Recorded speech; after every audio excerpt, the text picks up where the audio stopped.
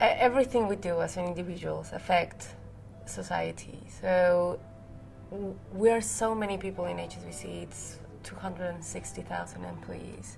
If each one of us did something different, something more sustainable, it definitely has an impact in the way we live our lives as well.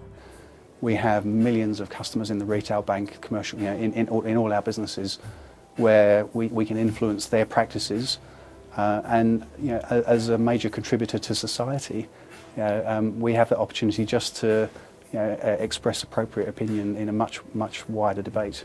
I think having attended the course, my views changed profoundly. I think first of all I understood my role as a leader, to go back to the office and re-promote sustainability. But I think just as importantly I understood the personal involvement that I could have. There was this sense that I had a responsibility for my children to make sure that the planet was sustainable and it was something that they could live in as children and as adults themselves. If you're a Chief Operating Officer, you have a lot of influence over the operations that you run and you're responsible for, and the people that work in your particular functions. So what I've done since the course is really tried to see how I can weave in the sustainability theme in a better way to get our community more aligned with the agenda. I attended the programme with about 20 colleagues from around the world, some from Dubai, some from the UK, some from Hong Kong. And it was great to be able to network and actually talk about this and what we could do as a team. And what struck me there was the Earthwatch, who were running the programme, were struggling to have volunteers. They needed a lot of work done in the field to collect data.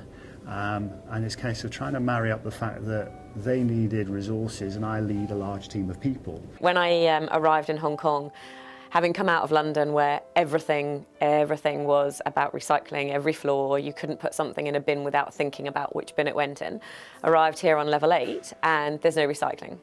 And I obviously came back off the course and I thought, do you know what, I'm actually going to do something about this. I've sat here wondering why we're not doing it. I've been back 5 months now.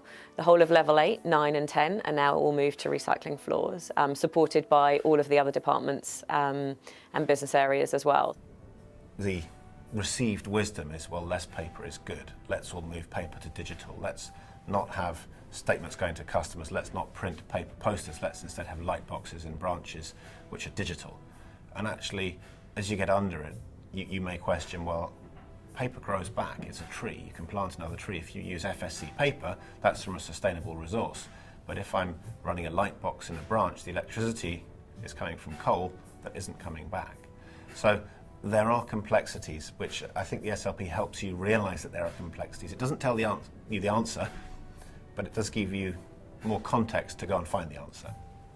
The other thing the SLP program gave you some insight on was how somebody from, for example, where I'm from, the United States, or somebody from the UAE, or somebody from India, what their carbon footprint looks like in the world, and it's massively different, right? So I think there's a quantification that came out of that was really important to understand. But if you think about it in the larger sense, we are all in this together.